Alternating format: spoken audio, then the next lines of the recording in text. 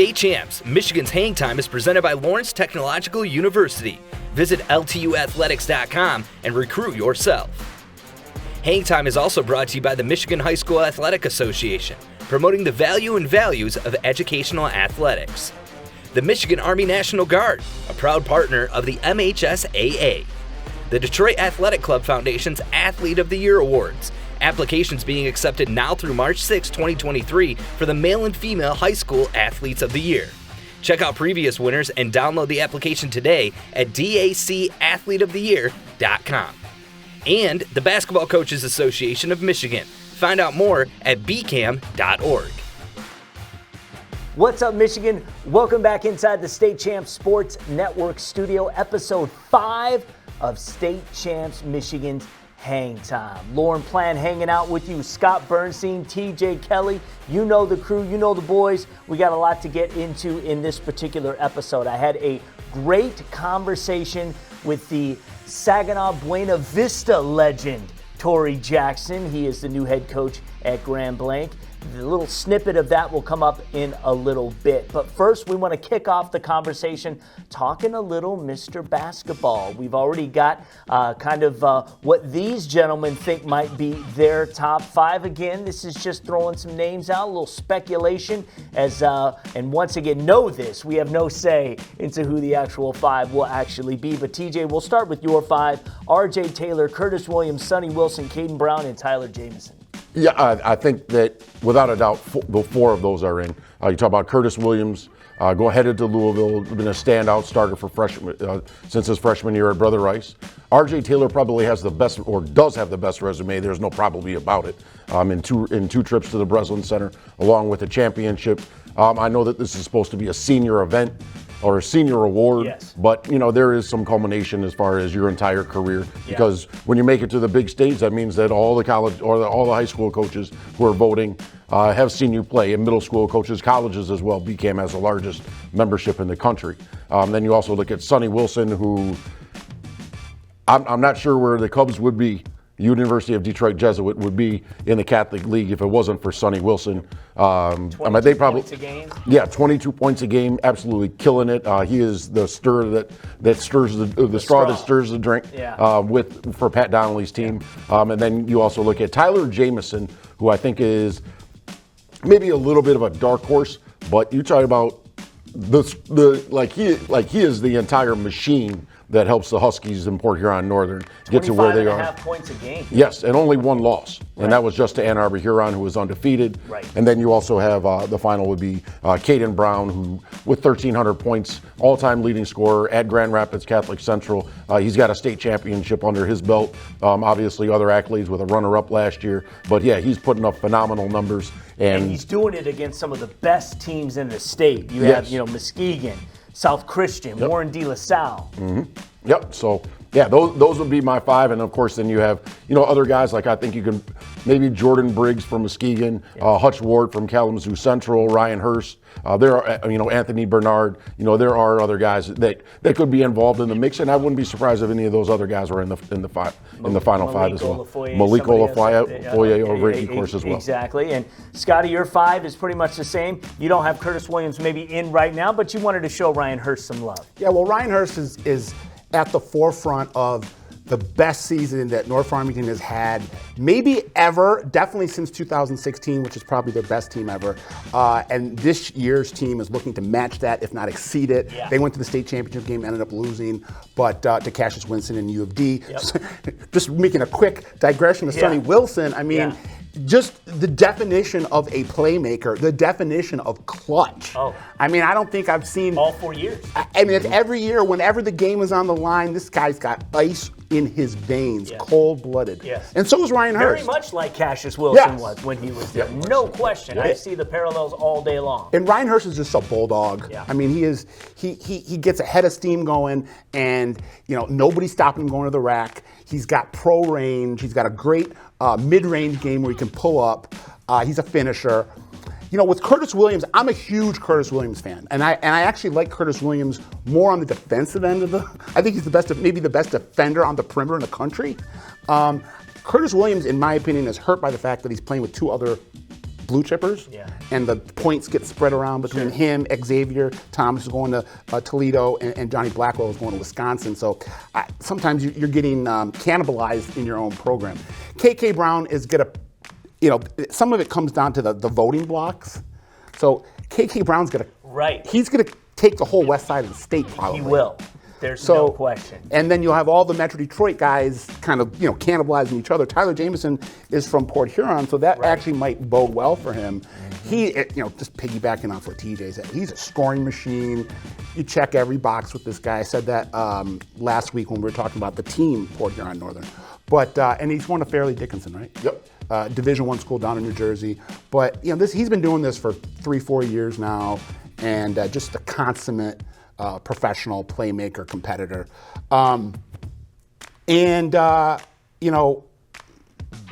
Taylor. RJ Taylor is probably the front runner because of the resume, because he is the best pure point guard in the state, and he's a dual threat. The guy can shoot just as well as he can distribute. He can get in the lane and slice and dice, in the paint just as well as any guard I think Grand Rapids CC's ever seen. So it's a very tight race, and it's exciting because there's a lot of really high motor, guys with a lot of swagger and moxie, and everybody's just taking a beeline to the finish line right now. And one of the things that the great Tom Markowski would always say is a lot of times when it comes to Mr. Basketball and your place in it, how did you do at the Breslin maybe the year before that? Well, KK Brown and RJ Taylor have both been there and done that. So they've been on the big stage. People have seen how they performed, and they performed well. There's one more thing. So they almost are locks. About Ryan Hurst. Except for Draymond Green. That's right. There might be some precedent with Ryan Hurst being able to sneak in the race, because in 2016, when North Farmington had that run to the Breslin Center, Murray Hardy. Now he was only a junior, but the next year he was in, he was in Mr. Basketball. And Ryan Hurst kind of has some of that Murray Hardy, sizzle. It's I guess the big question is, it will be 5.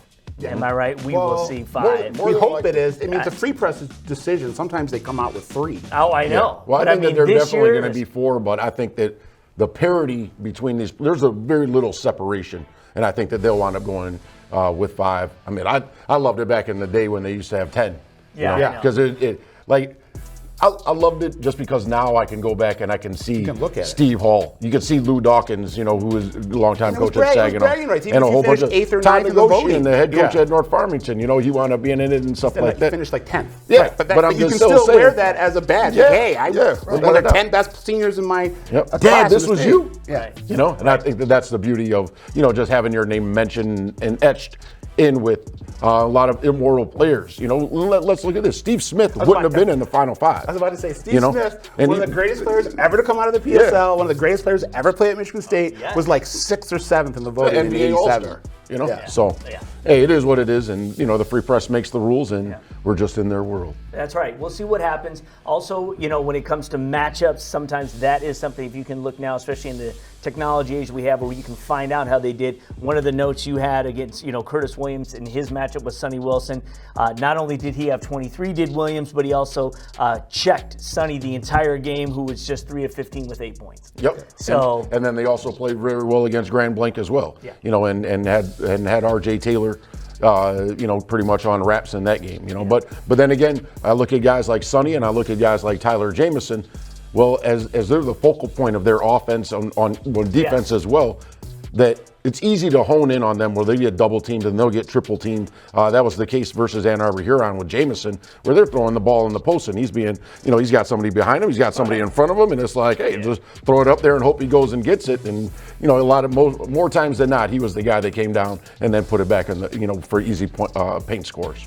Curtis Williams can guard all 3 positions on the perimeter. He's a small forward, but he can guard a point guard, and he's long. And that's why Sonny Wilson had so much such a trouble with him being guarded by Curtis. Which is what's going to make it so interesting as we now start to begin the stretch run. So it's just starting to unfold here as we are now into February. Well, let me give you a quick game recap of some games that you can watch on State Champs and on our various networks. Of course, our platforms like Instagram is a great way to go and check out the clips, but we're on Twitter and Facebook and on YouTube as well. Some games that we have covered recently. Last Thursday, a good game between number 3 North Farmington and Clarkston. North Farmington won that one 52-40. Number 2 Cass Tech just squeaked by Beecher on Saturday 69-63, but they continue to win. Flint Carman-Ainsworth took down number 10 Detroit Loyola. That was an upset. Yeah. 67-58 on Saturday. On Tuesday night, we covered a couple of games. Ann Arbor Huron and Saline got together. Saline won that one 57-47, and also Byron Center and Hamilton. Hamilton took care of BC 58-51, and that was a surprise as well. Oh, with that, and that's why they play the games. Yes. Loyola was ranked number 3. They're undefeated. They played Carman-Ainsworth on Saturday afternoon at Cass Tech. They believe it was the throwdown in downtown. They didn't have their starting point guard, Amari Stevens, who's a 4-year starter.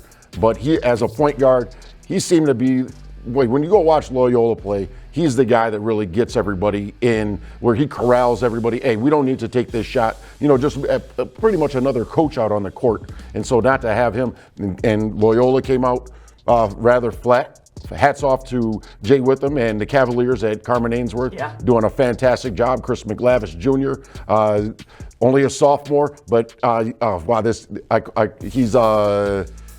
he might be a little on the vertically challenged side, but I tell you what, when it comes to basketball, he's got the heart of a lion, and hats off to Carman-Ainsworth. Yes, but the thing is, he can stretch the floor to 25 feet, and and his dad played at South Alabama, so he has the lineage with the basketball there. So hopefully that winds up carrying on for Chris Jr. Going forward and as a junior and senior. Yeah, and Scott, we've talked a lot. North Farmington has been good for a long time now. Very consistent. Yeah, exactly. And we want to consider them, again, you've got them highly ranked. We want to consider them a team that is going to be a threat consistently for a state championship. I know that's where they want to be. What makes this team different? We've got them ranked 3 in the state right now. I mean, they are as balanced and as, their depth, the coaching factor is always going to be in their favor with both Nogos on the sideline, but they have big men, they have great guard play, they got great wings, they got a really, really good bench, guys that know their roles, and that they got 3 or 4 guys that can come off the bench and give you 10 points. So, a lot of things boding well for a tournament run. And then when Ryan Hurst, the guy is I keep on saying a bulldog. I mean, he's a pit bull. I mean, it's like you let the guy off the leash and he's relentless. Yeah. And he's got for a guy that kind of looks more like a football player, and that's why I think his recruiting has been a little slow. Not quite, but it reminds me a little bit of Yante Maton. Not that they're the same type of player, but Yante got a reputation, I think, amongst coaches, in his recruiting that he was foot slow. Right. And his recruiting was really late. He eventually ended up at Georgia, became an all-SEC big guy. Now he's bouncing around the NBA, the G League. But, Ryan Hurst kind of has this perception that because he looks a certain way, he doesn't have a quick first step. And he's got a really quick first step. Yeah. He's a finisher and he can shoot from anywhere. Right on. Well, you know what? It's going to be interesting to see how it plays out. Again, D1 is just it's going to be the gauntlet for whoever's going to run through and get onto the other side. And speaking of a team in Division I, well, that's Grand Blanc. And the Bobcats playing about as good as anybody. We've got them ranked 5th in the state right now in our Super 20. And I had an opportunity to talk with the head man at the former Saginaw Buena Vista. It's funny, it's been 10 years since that school's been closed, which is it's unbelievable. Sad, that was one of those programs that just had such a rich tradition. It really did, and Tory Jackson is one of the greatest, if not the greatest, the 5th all-time leading scorer in MHSA history to come out of that program. 2 state championships. He is now the head coach at Grand Blanc. He took over from Mike Thomas and doing a phenomenal job. I had a chance to catch up with him. Here's a little bit from that interview. How has the high school game changed since you played? What's different now than in 2006? Social media. Social media has helped and hurt in a sense. Like, it's helped guys in a sense to where guys that's at smaller schools, they get that feel where they can be seen and people want to, they get a highlight tape made or whatnot, and now people coming to check them out. Back in the day, your only highlight or the way you made people come to your school to come watch you at a small school was you had to go play bigger guys, bigger teams around the state, and you had to make some noise. You know what I'm saying? It was no social media. We spent a lot of time in the gym together, so that was also a benefit for us back in the day compared to now. A lot of times kids go home, they get to play the game, they on their social media doing things.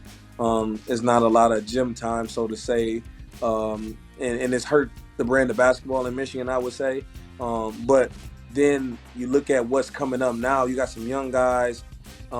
They remind me of what we used to be as far as gym rats, man. We got a group over here at Grand Blanc where it's kind of, I came to it was a blessing in disguise, honestly, man. But these guys here, man, they are gym rats. I love being in the gym. They love being in the gym. We talk junk. We play against each other and pick up basketball in the summertime. I get to compete against them. They play high-level basketball. These guys here, they love. It was like BV all over again. So I love it. I miss it. I wish kids spend more time in the gym like we did, man. But the ones that's in there, man, they've really set themselves apart. All right, thank you so much, Coach Jackson. That was a great interview. It was really, he's so excited, and the fact that he could still play, he's still got his game face on, and he talks about his team. What he thinks separates them is the fact that they are gym rats, like he was back in the day. And I asked him one of the biggest changes. Social media, of course, was not around in 2006, because if it had been around, the Mr. Basketball conversation would have something that would have had elicited a lot of conversation. Yeah, so that's going back to 2006. David Kool, who's now the athletic director at Southfield Grand Rapids South Christian, right. wound up winning that award that year, or the House Ram Award in 2006. But wow, you put DeShawn Sims at Detroit Pershing, absolute monster, goes over to play at University of Michigan. He just retired last year from overseas. So you talk about longevity in his career, and it's great to see DeShawn now just in gyms and stuff like that. Be like, hey, you know who that guy is right there? Exactly. Hey, pre-social media, he did exist. But then you also have, Tory Jackson, who wound up also winning the state championship, adding to his resume. And then if you look at what David Kool did with those epic battles, 2003, 4, 5, versus Detroit Renaissance, and that's where he really put his mark. And let's say this for the main stage in all of Michigan, just because if you would talk to Mark White, who was the head coach at Detroit Renaissance at the time, now the current coach at Romulus Summit, and you bring up David Kool, that might be a half an hour conversation. Because Kool is the guy, 20 for 20 free throws, wound up beating two McDonald's All-Americans in Malik Hairston and Joe Crawford. I think that was the 2004 season. And then 2005, Renaissance wound up getting revenge. But it was one of those things where it was wow. Where 2005, they didn't wound up beating Grand Rapids South Christian. That was with Drew Neitzel and DeWitt, Eric Kangas and stuff like that. But did David Kool, tell me if my memory is not serving me correct, but didn't David Kool snare that scholarship at the very end? Like he was someone that didn't have a ton of scholarships, and then Western Michigan comes in, and he ends up having a really good career. So the thing with David Kool is he wound up busting his knee in between his sophomore or junior to senior year. AAU and pretty much missed everything, or grassroots basketball. And so he wound up, the Michigan States, the Big Tens that were recruiting him, they all backed off. Similar to let's say Drew Valentine, who's now the head coach at Detroit or Chicago Loyola. But, everybody kind of backed off. Coach Haskell or Coach Hawkins did a great job at Western Michigan and saying, you know what, that's my guy, and brought him down the 45-minute trip from Grand Rapids down to Kalamazoo and play at Western Michigan. I bring it up just for the kids out there that are doing, playing gangbusters, scoring 20 a night. Again, we bring up Ryan Hurst as kind of maybe a microcosm of this, but they don't have the scholarship offers that you might think. Well, there's a lot of reasons, and it's not always as simple as it looks. It's not always as black and white. And just like with David Kool, a tournament run, and Yonte Maton, another example, I mentioned him earlier in the show, a tournament run can turn into a Division I scholarship. Yeah, I mean, I think we've seen that with plenty of kids. Look at, I met some of the kids from Grand Rapids Northview last year who are at Grand Valley State. And I had a conversation with Ryan Hurst, and I had a conversation with Prince Jackson earlier in the season. And I said, winning has a way of paying off. Be a team right now, go out there, win, kick butt, and you'll see the individual accolades that are going to come along with that, because you start tearing down people's notions that they can't do this or they can't do that. And that's the beautiful thing about winning team sports and going out there and really showing what you have and the underlying things that maybe everybody doesn't see. Well, I didn't know that he was doing this. I didn't know he was doing that. I mean, there's a kid we were talking about in pregame, Hamtramck, Amari Allen. His high school season is pretty much over. He broke his foot helping a girl that was falling down the stairs at Hamtramck High School, and very unfortunate. But I tell you what, Amari, you're going to have the opportunity to be recruited, and you're going to play in college. Yep. And when you say, wow, that kid went out of his way to do something to help others, and at the end of the day, it's your character and stuff like that that's going to carry on for the rest of your life. And points are one of those things is going to be forgotten about, but your character is definitely where it's at as far as what you can contribute to the rest of the society.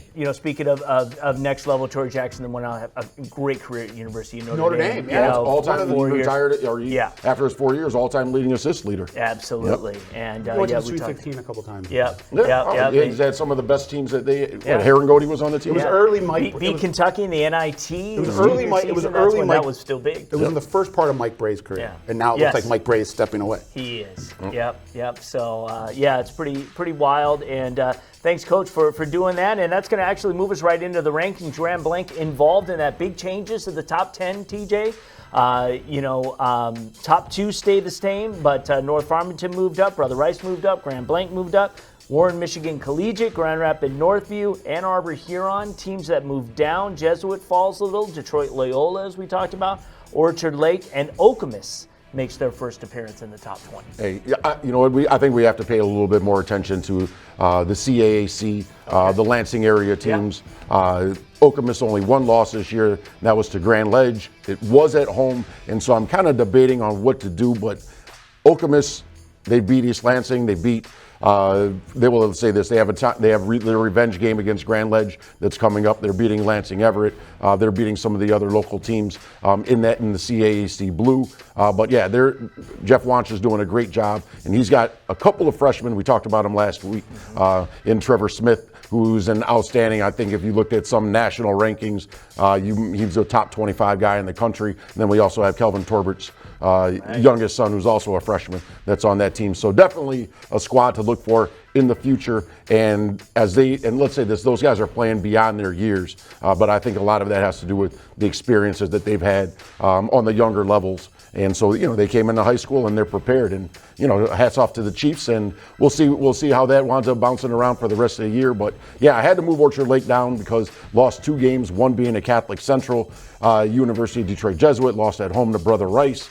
And so I bumped them down 1 spot. But then I also looked at Grand Rapids Northview, and I was like, I think that they need to be moved up a little bit more just because, again, of what Cass Tech is doing. But then you also look at the wins that Northview has, on the rest of their season. Yeah. And they bounced back in let's say this, in runner-up style fashion from last year, to go out there and win some games in January after that late December loss to Cass Tech. Yep. Very, very strong. And speaking of strong, we've got another big weekend that is coming up, several showcase games and some matchups. I'll read them off, and then if you guys want to talk about any of them before we get out of here, you can do that. Northern Michigan has got a showcase coming up this week, and that is something that you UP Hoop fans got to make sure you check it out. At 1 p.m., Lake Leelanau St. Mary will take on McBain Northern Michigan Christian. 2:45, we'll have Maple City Glen Lake versus Wayne Memorial, so they're making a trip up. Ferndale's going up to take on Traverse City West. That's a 4:30 game, and the 6:15 game will feature Cadillac and the aforementioned number 5 Blanc, who will take on them. And at 8 p.m., Traverse City St. Francis will take on number 2 Detroit Cass Tech. So they're going up there. Let me read these other ones. Love and basketball at Kalamazoo Loy Norix. I love that. 12 p.m., Kalamazoo Phoenix will take on Benton Harbor Countryside. 1:30, we'll have Otsego versus Ottawa Hills. 3 p.m., Parchment versus Cassopolis. 4:30 p.m., Montebello versus Watervillette. 6 p.m. has Grand Rapids Union versus Detroit Henry Ford, and 7:30 has Loy Norix versus Macomb, Dakota. And finally, the second weekend of the 2K23 showcase at Aquinas College in Grand Rapids.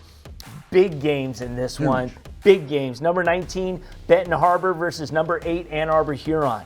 At 1:45, Kalamazoo Central and Renaissance get together. At 3:30, number 7, Grand Rapids Northview, and number 12, Warren Lincoln. That one should be very interesting.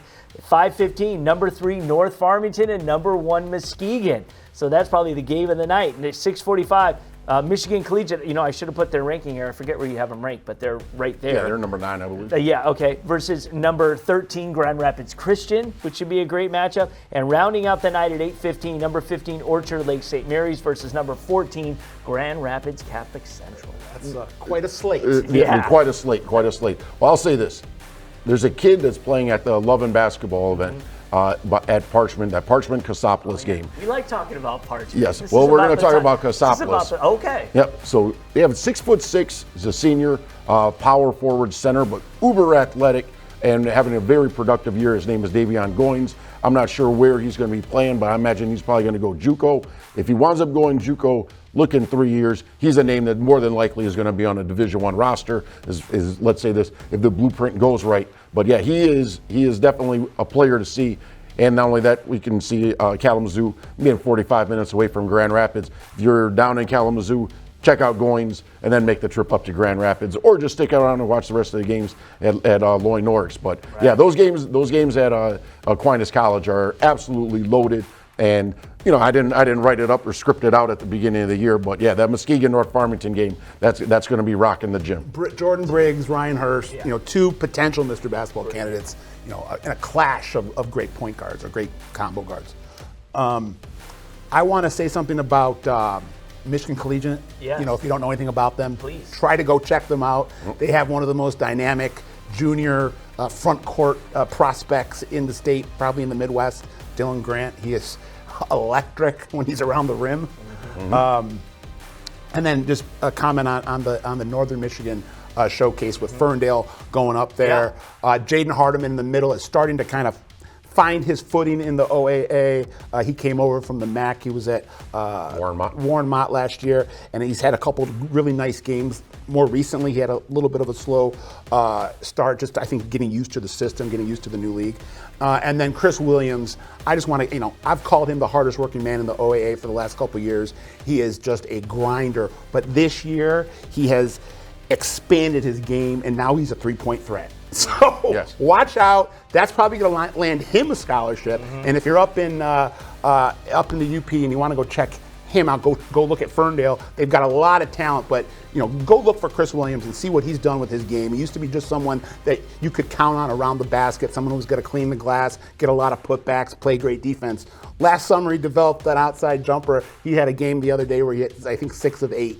Yep. Yeah. And so those games are at Traverse City St. Francis. I'm sorry. But then we should also bring up, as we talked about Mr. Basketball candidates, Wyatt Nausadis, being recruited as a football player, being recruited as a basketball player. Michigan pretty much offered him a football scholarship, but I think he's more focused on playing basketball on the next level. But he's one of those guys where, I think he's a Division I player, Toledo St. Francis, and so I think that he's one of those guys, and he'll really be able to show what he can do versus Cass Tech, and maybe open some eyes to Mr. Basketball voters. They had a run in football with him as the quarterback. So he's a phenomenal athlete. You talk about 6'3", 6'4". Because they were destroying teams. I had them predicted to win the I think it was 7 state championship. It happens. It does. Warren Michigan Collegiate ranked number 6 in the state right now. That's all right. I know I had James Scott and company. Exactly. I know I had them up there, and and they're also a team that if they were to play anybody in the state, and I think I said this about Detroit Loyola, let's say they were to play 3 games, they're going to win 1, if not win 2 of those games, and that's against any competition, and they're definitely a team in Division II.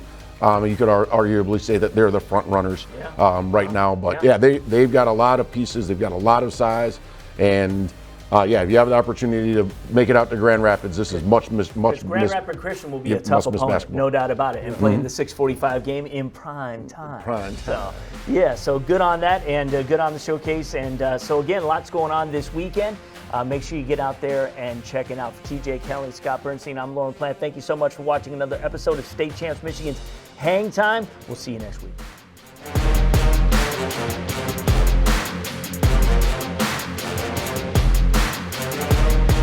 State Champs Michigan's Hang Time is presented by Lawrence Technological University. Visit LTUathletics.com and recruit yourself. Hang Time is also brought to you by the Michigan High School Athletic Association, promoting the value and values of educational athletics. The Michigan Army National Guard, a proud partner of the MHSAA. The Detroit Athletic Club Foundation's Athlete of the Year Awards. Applications being accepted now through March 6, 2023 for the male and female high school Athletes of the Year. Check out previous winners and download the application today at dacathleteoftheyear.com. And the Basketball Coaches Association of Michigan. Find out more at bcam.org.